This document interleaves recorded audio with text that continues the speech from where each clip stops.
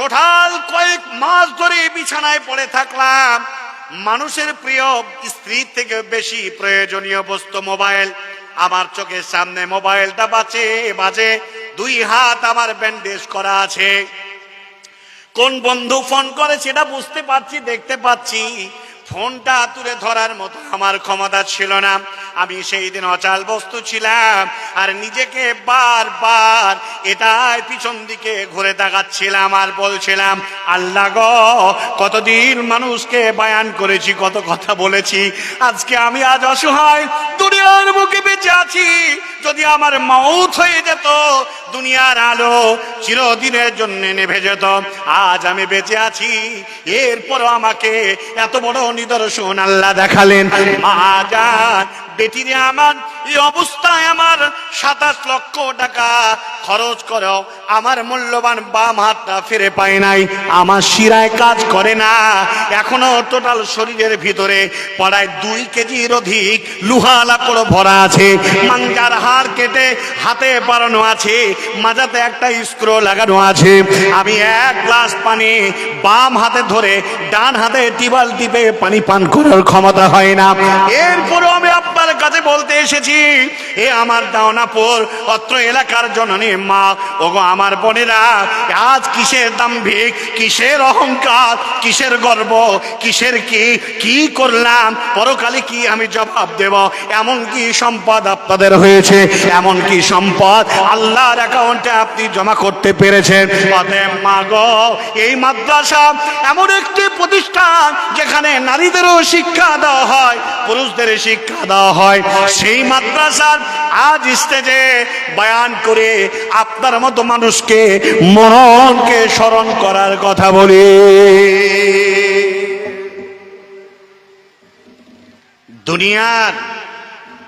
দুনিয়া ক্ষণস্থায়ী। এই মালধন ছিল তোমারও দাদা, তিনি ফেলে গেলে হলো তোমারও পিতা। বাপের মালেতে তুমি অরেশ হইলে, তুমি মরে গেলে হবে তোমারও ছেলেদের। এই মতো হাতে হাত আসিছে দুনিয়া, কারো হাতে নাকি থাকে কায়ম হইয়া। তাই বলে বৃথাকাল করিও না ক্ষয়, আপনার কাম করো থাকেতে সময়। সময় স্রোতের মতো যাই যে চলিয়া, একবার চলে গেলে না আসে ফিরিয়া। এমন জীবন তুমি করো গঠন, মরিলে হাসিবে তুমি কান্দিবে ভুবন। এমন জীবন তুমি করো না গঠন, মরিলে পস্তাবে তুমি হাসিবে ভুবন। নারে তাকবীর। জননী মা, এই রকম ভাবে জীবন আপনাকে গড়তে হবে। আমি সেই দিন ভেবেছিলাম, মানুষ মারা গেলে আমি সমেত অসংখ্য মানুষ তার বাড়িতে ভিড় জমায়।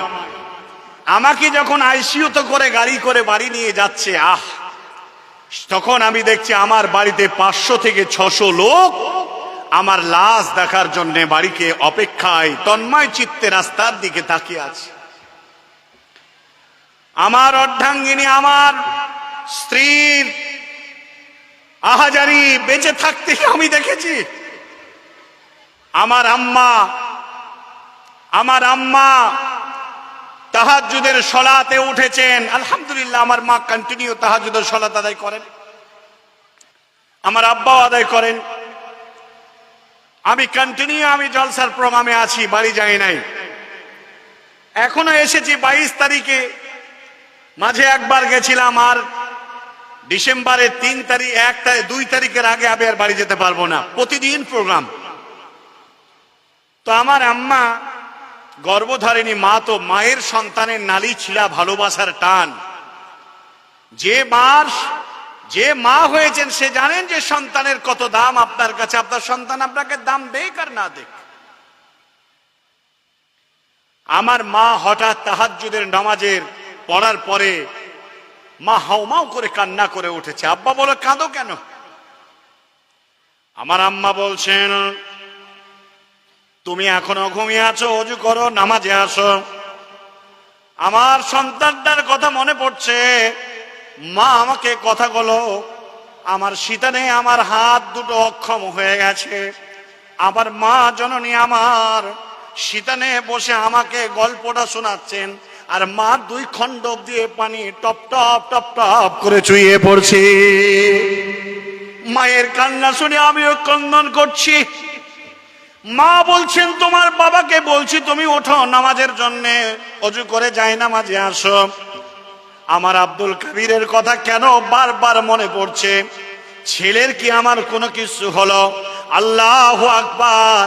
মা যেই দিনে কথাগুলো যাই নামাজে পড়ে পড়ে ডুকরে ডুকরে আমার জন্যে অঝর নয়নে শুধু বুক পেটে চোখ পেটে পানি বের হতে আছে, আর ঠিক সেই সময় আমার অলরেডি অ্যাক্সিডেন্ট হয়ে আমি রাস্তার মাঝে ডেড বডির মতো পড়ে আছি। মাকে বললাম, মা এটা তোমার নারী ছিল সন্তান আমি, আর চারজনটা আমি তোমার। এই সময়কার মুহূর্তের কথা আমি বুঝতে পারছি, আমি ঠিক সেই সময় অ্যাক্সিডেন্ট হয়ে গেছিলাম। তখন তোমার কথা আমার মনে পড়েনি, সন্তান না বলল, মেয়ে তিনটের কথা মনে পড়েনি, স্ত্রী দেশবাসী ভাই ব্রাদার কারো কথা মনে পড়েনি। শুধু আল্লাহ আল্লাহ করেছি, আর নিজে বাঁচার জন্য আমি আহাজারি করেছি আল্লাহর কাছে। মা গো, আমি তারপর থেকে নিজেই একটা মাদ্রাসা তৈরি করলাম। বিছানায় শুয়ে আছি, মাদ্রাসা তৈরি করব বলে 4খানা রুম বানিয়েছিলাম। মাকে বললাম, মা মাদ্রাসাটা ওপেন করতে হবে, আমার জীবনের শেষ ইচ্ছাটা আর পূরণ যদি নাও হতে পারে। আল্লাহ সুযোগ দিয়েছেন, বেঁচে আছি, আমি কোরআনের পাখিগুলো মানুষ করব। মা গো, বোন আমার, বেটি আমার, আর সেই মাদ্রাসা সেই থেকে নিয়ে 8 বছর ধরে একা একটা প্রতিষ্ঠান চালাচ্ছে। পবিত্র কোরআনের পাখিগুলো আমি মানুষ করতে আছি। জালসা করে যত টাকা পাই, আজকেও আমার আব্বা বাবজি যে টাকা দিবেন তাও মাদ্রাসায় যাবে। এখন টোটাল মাদ্রাসায় 1.5 লক্ষ টাকার ঋণ। আলহামদুলিল্লাহ, শেষ পর্যন্ত ঋণ থাকবে না। 29টা এতিম দুস্থ সন্তানকে ফ্রি অফ কস্টে মানুষ করি, আর কিছু ছেলেরা পয়সা দিয়ে পড়াশোনা করে। মা, বোন, বেটি, আমার জীবনের শেষ ইচ্ছা, আমার স্ত্রীর জীবনের শেষ ইচ্ছা, 3টে মেয়ের জন্য যা সামর্থ্য আমি রেখেছিলাম তা আছে। এখন যা উপার্জন করব তার টোটাল আমি মাদ্রাসাকে আমি দিয়ে দেব। ইচ্ছিও তাই। আলহামদুলিল্লাহ, আজকে আমি আপনার কাছে মওত সংক্রান্ত বিষয়ে কথা নিয়ে বলতে গিয়ে আজকে এই কথা আমি বললাম। আজ এই সমাজে এই মাদ্রাসার উদ্দেশ্যে আমি আপনার কাছে কিছু কথা বলবো, তার আগে একটা মেসেজ দেব। আমি আব্দুল কাবির ইসলাহি 2টো বই আপনাদের কাছে এনেছি। এই বই দুটো আমার নয়, এক অসহায় মানুষের 2টো লেখা বই, যা ছাপিয়ে বিক্রি করছেন আব্দুল হামিদ মাদানী আল ফাইজি হাফেজাহুল্লাহ, মোহাম্মদ আব্দুর রশিদ। সোনামণিদের হাদিস শিক্ষায় একটা বই, আর একটা বই হলো সহিহ দোয়া, ঝাড়ফুঁক ও জিকির। এই বই দুটো মাত্র 70 টাকা। প্রত্যেকটা মা বোনকে বলবো বইগুলো কিনে নিয়ে যাবেন, পড়বেন। এই বইটা যিনি ছাপিয়েছেন তিনি হলেন জেলা জামিয়াতে আহলে হাদিসের মুবাল্লিগ জাকির হোসেন রিয়াজি। তিনিও আমার মতো এক অ্যাক্সিডেন্ট হয়ে তিনার ডান পাতা চিরদিনের জন্য চলে গেছে। তিনার হাড়ি জ্বলানোর জন্য অসংখ্য বই ছাপানো জমা ছিল। আমি জালসায় মাহফিলে এসে বিক্রি করে দিলে তার 2 মুঠো খাবার জুটবে, আর সমাজ উপকৃত হবে, পরিবার উপকৃত হবে। এই মানসিকতায় বই 2টো বই কিনবেন মাত্র 70 টাকা। এক সোনামণিদের হাদিস শিক্ষা, আর একটা হলো সহিহ দোয়া, ঝাড়ফুঁক ও জিকির। এই 70 টাকা 2টো বই আপনাদের মাঝে গোপনে গোপনে আপনারা নিয়ে নেবেন, হই হল্লা করবেন না। আমি যে কথা বলতে এসেছি সেটা মন দিয়ে আপনারা শুনুন। মাদ্রাসার প্রাঙ্গণে আপনি এসেছেন আজকের মাহফিলে, আর আপনি কিছু শিখে যাবেন না, আপনি কিছু অর্জন করে যাবেন না, তা হতে পারে না। কতটুকু আর বলবো, মোটামুটি 12:30 হয়ে গেল। 12:30 টাইম আছে, আমি আর 10-15 মিনিট বলি, এতগুলো মানুষ তাড়িয়ে দেবেন? আমি কিছুক্ষণ বলি। হ্যাঁ হ্যাঁ বলবো। তো বলছিলাম জননী মা, তাহলে এখন মৌত কি জিনিস শোনেন, মৌত কি জিনিস? মৌত হলে এমন এক বস্তু, জাহান্নামে ফেরে জান্নাতের কাওয়ারের কাছে একজন ফেরেশতা গিয়ে বলবেন, ইয়া আহলুল জান্নাত, ও জান্নাতীরা, একটা ধূসর কালারের একটা ভেষ, একটা মহিষ নিয়ে এসে হাজির হবেন। বলবেন, এটা তোমাদের সামনে নিয়ে এলাম, এটা তোমরা বলো এটা কি তোমরা জানতে পারছো? বলা হলো, এটা হলো ভেষ বা মোষ আমরা দেখছি, এটা হলো আমাদের মত, এটাই হলো আমাদের মরণ। আল্লাহ তাবারাক ওয়া তাআলার ফেরেশতারা বললেন, ওগো জান্নাতের অধিবাসী, এই মওত গুলোকে এখন আমি জবাই করে দিলাম, তোমাদের আর মরণ হবে না। খালিদিনা ফিহা, এই জান্নাতে তোমরা থাকো আবাদান আবাদান আবাদান আবাদা,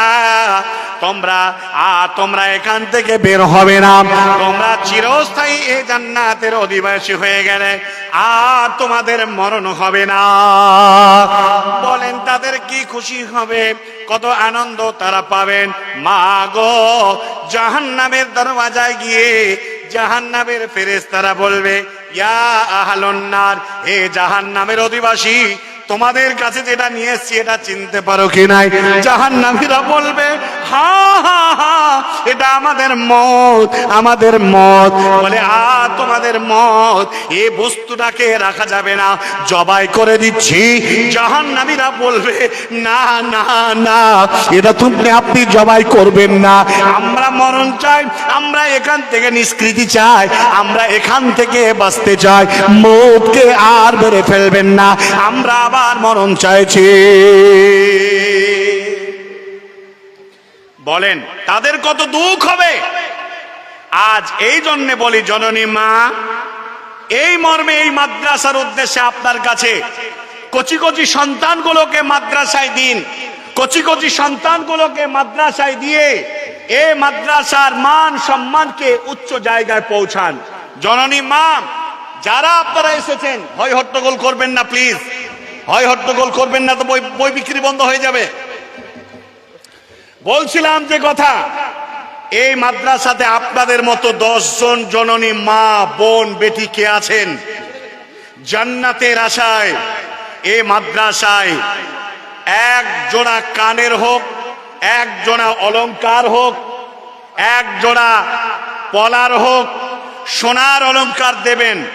আমি আপনাদের কাছে কোনো এক মা বোনের একটু সোনার অলংকার নিয়ে এই মাদ্রাসার বৃহত্তর কাজ, আল্লাহু আকবার, এত বড় মাদ্রাসার যে কাজ চলছে, আমি তো মাদ্রাসার গেটে প্রথম ঢুকেই আমি চিনতে পারিনি এটা যে দাওনাপুর গত বছরের মাদ্রাসা।